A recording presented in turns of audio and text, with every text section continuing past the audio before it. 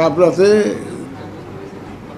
সেটা of hand কোনো জবাব আমি দিতে চাই না যে এটা কমিশন নেওয়ার মতো এটা ইনক্লুড করার জন্য কোনো সিদ্ধান্ত নেয় নাই।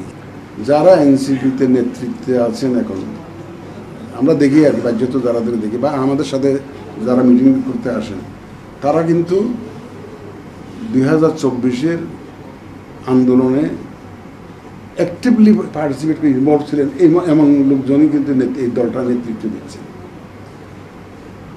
এবং তারা গণতন্ত্রায়নের পথে নিজেরা বাধা সৃষ্টি করবেন এইটা আমি মনে করি না। আমি তাদেরকে দেশপ্রেমিক এবং অতিমাত্র কোনো অংশেই তাদেরকে কম দেশপ্রেমিক আমি ভাবতে চাই না। তাহলে তারা এরকম জান দেওয়ার জন্য রাস্তায় নামতেন না, তাই না?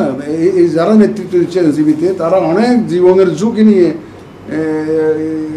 এই আন্দোলন, এই অভ্যুত্থানে তারা যোগদান করেছিল, অ্যাক্টিভলি ইনভলভ হয়েছিল। সুতরাং তারাও দেশের মঙ্গল চান, তারাও দেশের ভালো চান, তারাও দেশের গণতন্ত্র চান। আমার বিশ্বাস, এবং যাতে গণতন্ত্রের উত্তরণটা যাতে সুন্দর হয়, সুষ্ঠু হয়, এটা সেই একটা পরিবেশে ওনারা সম্মতি দিবেন। এবং আমাদের দেশে ওইরকম রাজনৈতিক সংকট বিভিন্ন সময় হয়।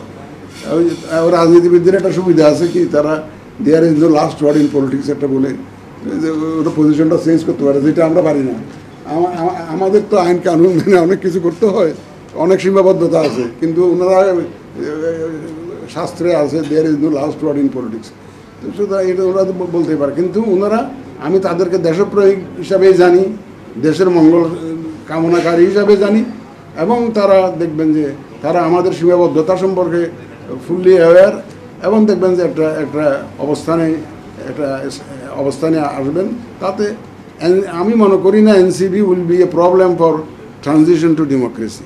তারা একটা নিজেদেরকে গণতন্ত্রায়নের পথে বাঁধা হিসাবে আসবেন এমন আমি মনে করি না। অন্তত এনসিপিকে আমি মনে করি না এইরকম একটা নিজের জীবন বাজি রেখে এই যে অভ্যুত্থানে যারা জড়িত ছিল তারা এই ধরনের কাজ করবেন বলে আমি বিশ্বাস করি না।